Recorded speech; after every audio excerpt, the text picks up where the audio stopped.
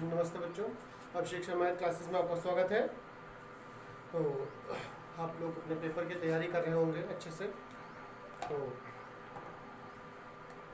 थोड़ा सा टाइम निकाल के आप मैथ की क्लास भी देखते रहें, तो चूँकि इसमें भी नंबर अच्छे आ जाएं आप लोगों के, यही बस हमारी कामना है। चलिए हम ज़्यादा कुछ नहीं कहते हुए अपने आगे के टॉपिक को बढ़ाते हैं आज। तो पिछला वीडियो आप लोगों ने देखा, आप लोगों को अच्छा लगा तो कमेंट करके ज़रूर बताएं कि आपको वीडियो कैसा लगा है, और चैनल को लाइक शेयर जरूर करते रहें। और जिन लोगों ने चैनल को सब्सक्राइब नहीं किया है वो चैनल को सब्सक्राइब कर लें। तो हम लोग जो पिछले टॉपिक पढ़ रहे थे निर्देशांक ज्यामिति, उसके लगभग ये मान लीजिए आज ये लास्ट क्लास होगी और ये ख़त्म हो जाएगा। इसके बाद निर्देशांक ज्यामिति, उसके बाद हम त्रिभुज चैप्टर को पढ़ेंगे। फिलहाल इसके क्वेश्चंस देखते हैं, बहुत इंपॉर्टेंट क्वेश्चंस हैं। कहा गया है बिंदुओं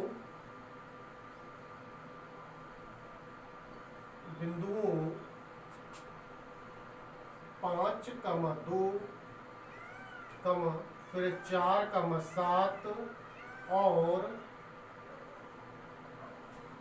7, -4 से बनने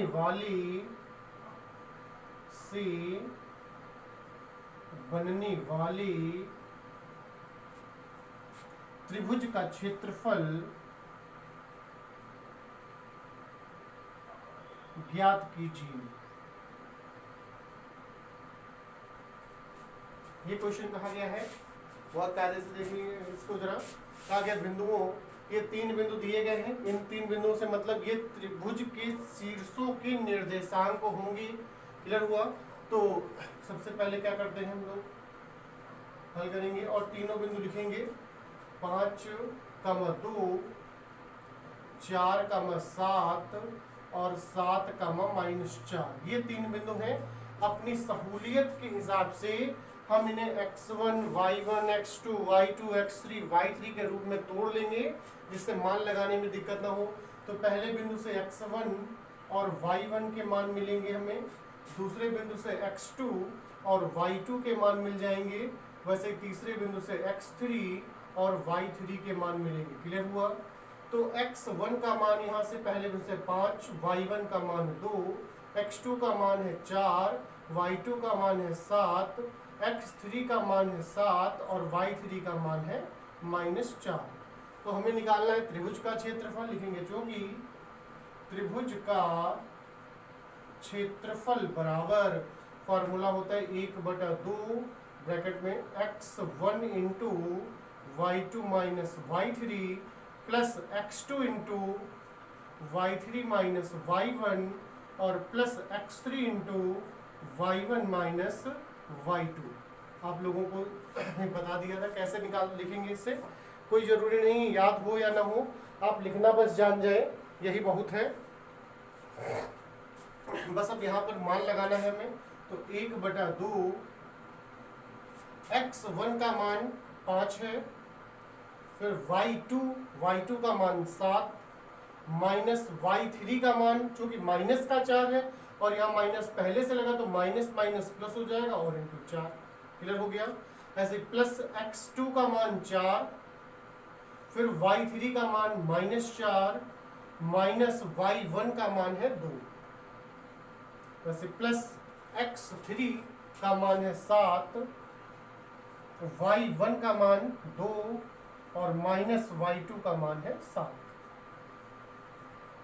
बस इसी को हल करना होगा। तो 1/2 और ये हो जाएगा, डायरेक्ट लिखेंगे थोड़ा सा, 7 और 4 जुड़ के कितना होगा, 7 और 4 जानते हैं 11 हो जाएगा। 11 को 5 से गुणा करेंगे तो 11 बचे 55 हो जाएगा। वैसे इधर जोड़िए आके, अब ये माइनस के 4 और ये माइनस के 2, दोनों समान चिन्हों के हैं, जुड़ जाएंगे। 4 और 2 कितना होगा, 6। माइनस का आएगा -6 और ये प्लस के 4, तो प्लस माइनस की गुणा माइनस होगी और 6 जो 24 हो जाएगा। क्लियर हुआ? वैसे यहाँ पर 2 प्लस का है, 7 माइनस का है, घटेंगे, असमान चिन्हों के हैं जो कि, तो यहाँ से -7 में से 2 घटाएंगे तो माइनस का 5 बचेगा, -5 और ये प्लस के साथ तो प्लस माइनस की गुणा माइनस और 7 पन्ना हो जाएगी 35। तो ये हो जाएगा 1/2 इंटू ये है 55 प्लस का है, क्योंकि ये दोनों संख्या माइनस की, इनको जोड़ लेंगे तो माइनस का हो जाएगा 59। तो यहाँ पर घटाएंगे 1/2 और ये घटेगा तो बचेगा माइनस का 4। तो 2 1 कम 2 और 2 दूना 4, तो ये आ जाएगा -2। क्लियर हो गया। तो आप जानते हैं कि त्रिभुज का जो क्षेत्रफल है वो एक माप होती है। त्रिभुज का क्षेत्रफल जो है वो एक माप होती है, इसलिए उसका मान ऋणात्मक नहीं हो सकता। त्रिभुज के क्षेत्रफल जो है वो एक माप है, इसलिए इसका मान ऋणात्मक हो नहीं सकता है। तो हम यहाँ पर केवल संख्यात्मक मान लेंगे और यहाँ पर लिखेंगे अतः त्रिभुज का क्षेत्रफल बराबर 2 वर्ग इकाई। 2 वर्ग इकाई, ये आंसर हो जाएगा। क्लियर हो गया। नोट कर लीजिए फटाफट, अगला क्वेश्चन लेते हैं जल्दी से, नोट कर लीजिए।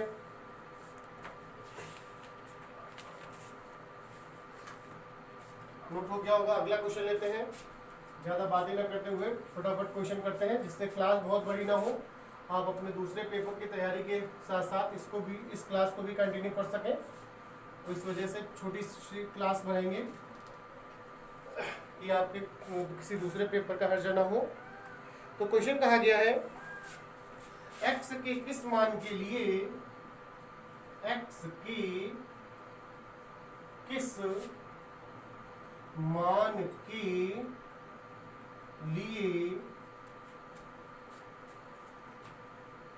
बिंदु 1,4, फिर x, -2 और -3, 16 संरेख हैं। ये क्वेश्चन कहा गया है कि ये तीनों बिंदु संरेख होंगे कब, जब ये तीनों बिंदु संरेख होने के लिए x का मान कितना होना चाहिए। तो सबसे पहले हल करेंगे, वैसे ही हम अपने तीनों बिंदु जो दिए गए हैं उनको नोट कर लेंगे।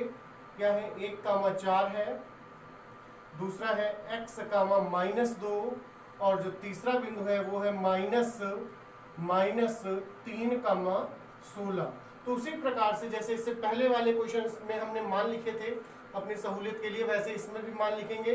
तो यहाँ पर x1 बराबर 1 हो जाएगा, y1 बराबर 4, वैसे दूसरे बिंदु से x2 बराबर x है और y2 बराबर -2, तीसरे बिंदु से x3 बराबर -3 होगा और y3 बराबर 16 हो जाएगा।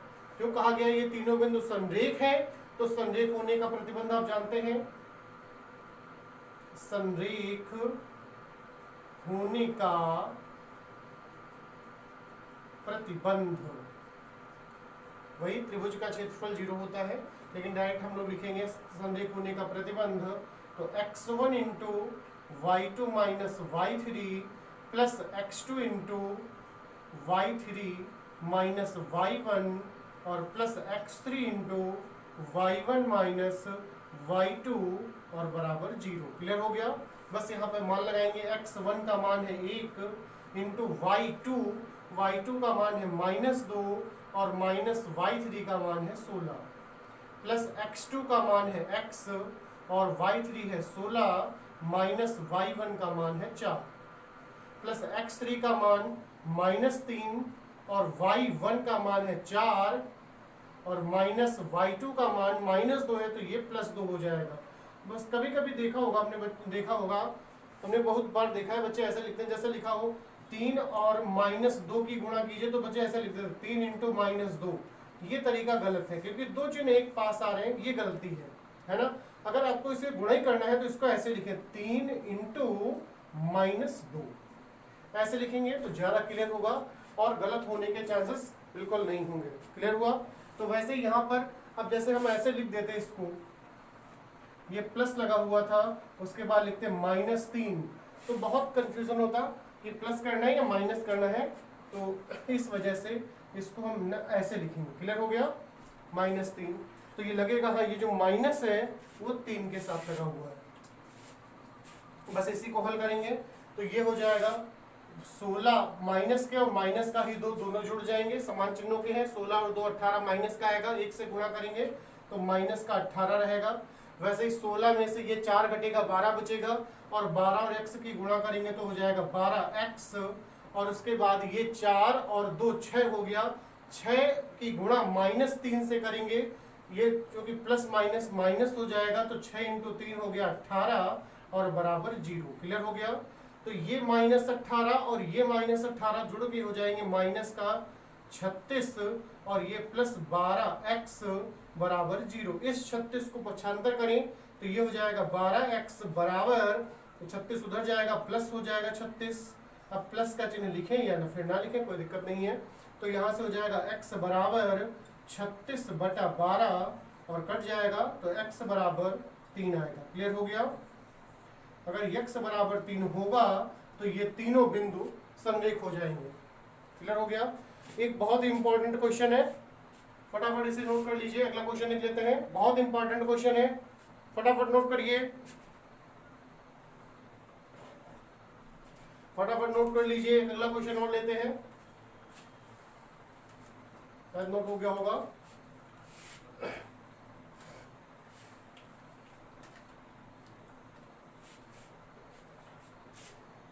क्वेश्चन कहा गया है यदि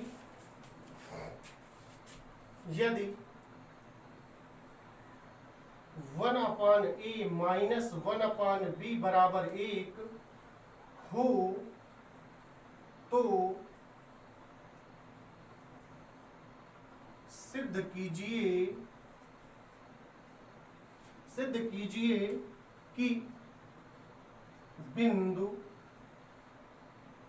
दिए गए हैं इसमें a,0, दूसरा बिंदु है 0,b और तीसरा बिंदु है 1,-1 संरेख है। इसमें यह बताया गया है, मतलब अगर देखा जाए तो इसे उल्टा पढ़े, मतलब जैसे इन्होंने कहा कि ये 1/a माइनस 1/b बराबर 1 है तो ये सिद्ध कीजिए तीनों बिंदु संरेख। हम इसे उल्टा पढ़ते हैं, हम पहले मान लेते हैं कि ये तीनों बिंदु संरेख है तो हम इसे सिद्ध कर लें, बात एक ही है ना। अब जैसे कहा जाए घर से स्कूल की दूरी 2 किलोमीटर है तो कोई जरूरी थोड़ी ना है कि हम घर से ही नापना चालू करें स्कूल तक, स्कूल से घर तक नाप लें, बात एक ही है, आएगा तो 2 ही किलोमीटर। तो वही चीज है। तो जैसे इन्होंने कहा कि 1/a माइनस 1/b बराबर 1 अगर है तो ये तीनों बिंदु संरेख है, तो हम मान लेते हैं, पहले मान लेते हैं कि ये तीनों बिंदु संरेख है तो हम ये सिद्ध कर लें। क्लियर हो गया। तो यहाँ पर पहले ही हम अपने बिंदु लिख लेंगे। तो बिंदु है हमारे a,0, दूसरा है 0,b और तीसरा है 1,-1। फिर वही अपनी सहूलियत के हिसाब से हम मान निकाल लेंगे। यहाँ से पहले बिंदु से x1 और y1 के मान आएंगे, x1 का मान होगा a और y1 का मान होगा 0। वैसे दूसरे बिंदु से x2 और y2 के मान निकालेंगे तो x2 का मान होगा 0 और y2 का मान होगा b। क्लियर हो गया। ऐसे तीसरे बिंदु से x3 और y3 के मान निकालेंगे, x3 का मान होगा 1 और y3 का मान होगा -1। तो चूंकि हम पहले ही मान लेते हैं कि तीनों बिंदु संरेख हैं तो यहाँ पर लिखेंगे फिर से वैसे ही संरेख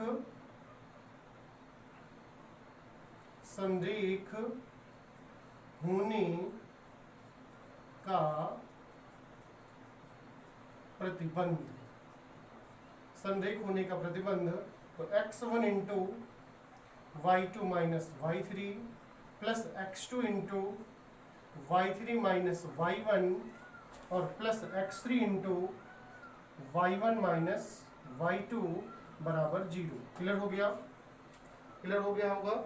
बस मान लगा दें तो x1 का मान है a और y2 का मान है b, माइनस y3 है -1 तो ये +1 हो जाएगा और प्लस x2 का मान 0 इंटू y3 का मान -1 और माइनस y1 का मान है 0 प्लस x3 का मान है 1 और इंटू y1 का मान है 0 माइनस y2 का मान b और बराबर हो जाएगा 0। क्लियर हुआ। इसकी गुणा कर लेते हैं तो a से गुणा करेंगे तो हो जाएगा ab, इससे गुणा करेंगे प्लस a। अब यहाँ ब्रैकेट में कुछ भी हो जो कि आगे 0 लगा हुआ, 0 से गुणा करेंगे कुछ भी हो 0 ही हो जाएगा। तो प्लस 0 हो गया ये। इसमें गुणा करेंगे तो ये हो जाएगा, तो 0 होगा, छोड़िए इसे, इससे गुणा करेंगे माइनस का b आएगा बराबर 0। तो ये हमारा बचेगा यहाँ से, इधर a है, ये माइनस b है, और इस वाले ए बी को पक्षांतर कर दें, बराबर हो जाएगा माइनस ए बी। क्लियर हो गया। तो पूरी समीकरण को हम माइनस ए बी से भाग कर दें, क्योंकि हमें जो आरएचएस पद में चाहिए वहां पर 1 चाहिए होगा। 1 तभी आएगा जब समान संख्या से इसे भाग किया जाएगा। तो यहाँ लिखेंगे समीकरण को माइनस ए बी से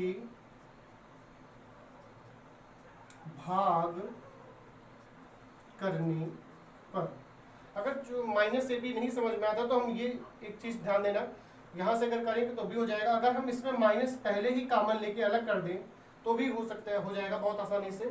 जैसे हम यहाँ से माइनस कॉमन ले लें तो यहाँ माइनस कॉमन लेने से b माइनस का था प्लस का हो गया, a प्लस का था माइनस का हो गया, आगे पीछे लिख लिया, बराबर minus a b, minus minus cut जाएगा, मतलब b माइनस ए बराबर ए बी। तो अब हमें ए बी से ही केवल भाग करना होगा। तो अब लिखेंगे यहाँ पर कि समीकरण को ए बी से भाग करने पर, ए बी से भाग करेंगे, इधर लिखे दे रहे हैं यहाँ पर। तो ए बी से भाग करेंगे, पहले बी को भाग करेंगे तो ये हो जाएगा बी बटा ए बी माइनस फिर ए बटा ए बी और बराबर ए बी बटा ए बी। क्लियर हो गया। तो ये तो पूरा कट जाएगा, यहाँ से ए कट जाएगा, यहाँ से बी कट जाएगा, तो यहाँ बचेगा 1/a माइनस 1/b और बराबर 1। ये प्रूव हो जाएगा आपका जो कहा गया था, 1/a माइनस 1/b बराबर 1। नोट कर लीजिए।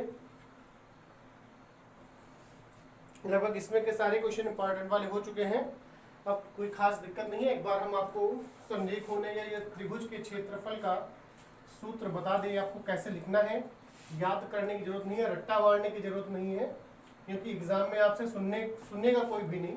आप कैसे क्वेश्चन को हल करेंगे बस ये आपका तरीका दिखा जाएगा। तो त्रिभुज का क्षेत्रफल बराबर, तो लिखेंगे कैसे, एक बार फिर से बता दे रहे हैं। तो 1/2 ब्रैकेट में क्या लिखेंगे, x into y minus y, फिर plus x into y minus y, फिर ऐसे ही plus x into y minus y, इस तरीके से लिखें। और उसके बाद जितने भी x हैं उन पर क्रम से गिनतियां लिख दें, 1 या 2, यहाँ पर 3। तो हमने बताया था 1 के बाद क्या, तो जब 3 ही गिनतियां हो, 1, 2 और 3 ही वैल्यूज हो, तो 1 के बाद 2, 2 के बाद 3 और 3 के बाद फिर से 1। तो 1 के बाद क्या आएगा, 1 के बाद 2, 2 के बाद 3, क्लियर हो गया।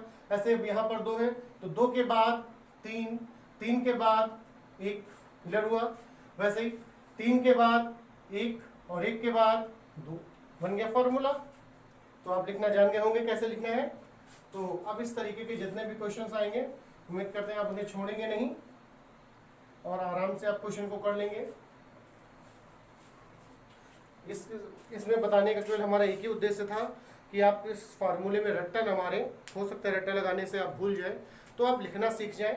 एग्जाम में आपसे कोई सुनने नहीं बैठेगा, वहाँ पर इंटरव्यू टाइप का नहीं होगा, मौखिक एग्जाम नहीं होगा, आपको लिखित परीक्षा देनी है, तो आपको वहाँ लिखना है ना। तो आप रट्टा मार के जाएंगे तो कोई दिक्कत, कोई इसमें फ़ायदा नहीं मिलेगा, क्योंकि हो सकता है अगर फार्मूला कहीं थोड़ा सा भी गलत हो गया तो पूरा क्वेश्चन गलत हो जाएगा। तो आप लिखना सीख जाएं, बस इतना ही काफ़ी है। अब जब सही ढंग से आप लिखना सीख जाएंगे तो आपका क्वेश्चन गलत नहीं होगा। तो उम्मीद करते हैं आपको वीडियो अच्छा लगा होगा, तो लाइक शेयर जरूर कर दें और कमेंट करके जरूर बताएं वीडियो कैसा लगा है। और चैनल को सब्सक्राइब न किया हो तो चैनल को सब्सक्राइब कर दें। तो धन्यवाद बच्चों, स्वस्थ रहें, व्यस्त रहें, मस्त रहें, धन्यवाद।